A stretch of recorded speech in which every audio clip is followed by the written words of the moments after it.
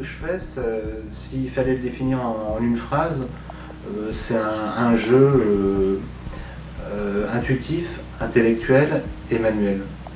Je m'inspire vraiment de choses que je vois dans la rue, des enseignes, des vitrines.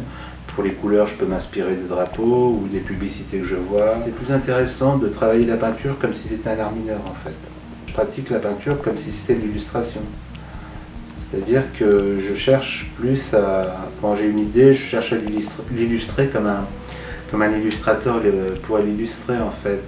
La différence c'est que l'illustrateur il travaille pour quelqu'un, il peut illustrer des textes ou de la publicité.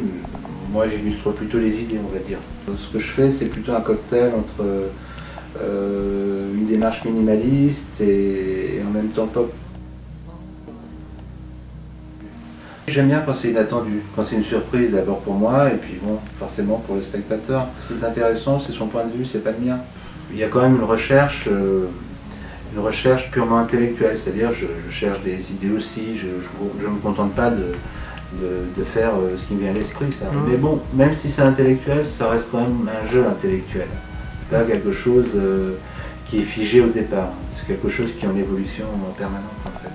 Il y a aussi et surtout peut-être une certaine spontanéité que je cherche en fait.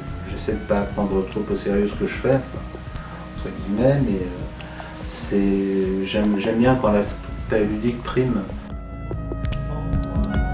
C'est un lieu qui rappelle un peu les bars de Saint-Germain-des-Prés des années 50-60 où il y a pas mal de gens différents qui se croisent.